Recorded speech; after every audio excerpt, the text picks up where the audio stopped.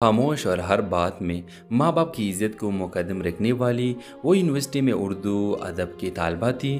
کتابوں سے محبت کرتی تھی اور دل میں چھپی ہوئی خواہش رکھتی تھی کہ کبھی کوئی سے لفظوں میں چاہے، بنا شرط بنا تقاضے کے۔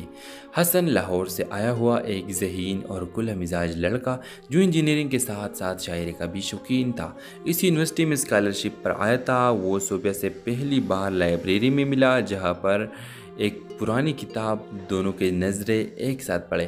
وہ معمولی لمحہ ایک خاموش آغاز بن گیا، پھر ملاقاتیں ہوئی، پھر کتابوں کے تبادلے، پھر نظموں میں چھپی باتیں اور دلوں میں چھپے جذبات۔ حسن صوفیہ سے محبت کرنے لگا، وہ اسے نہ صرف پڑھتا بلکہ سمجھتا بھی تھا۔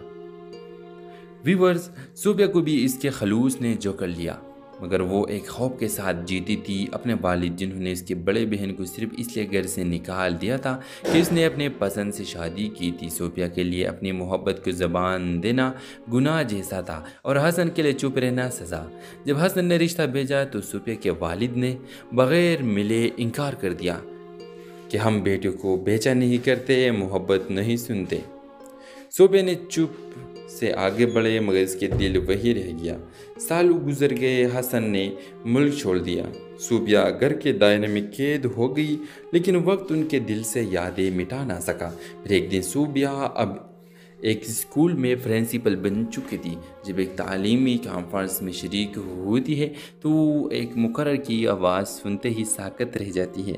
وہ حسن تھا جو مشہور شاعر اور استاد بن چکا تھا۔ اسٹیج پر کھڑے ہو کر وہ اپنی نظم پڑھتا ہے جس میں ہر لفظ صوفیہ کے لیے ہوتا ہے، ہر سطر اس کے خاموشی کو جواب دیتی ہے۔ سب کے سامنے وہ کہتا ہے، کچھ رشتے وقت سے نہیں ارادے سے جیتے ہیں۔ صوفیہ کی آنکھوں سے بہتے آنسو اور خاموشیاں ایک نئی شروعات بن کی جاتی ہے، ایسی شروعات جو معاشرے کے ڈر سے نہیں دل کے حوصلے سے ہوتی ہے۔ اگر آپ اس ڈرامہ کے حوالے سے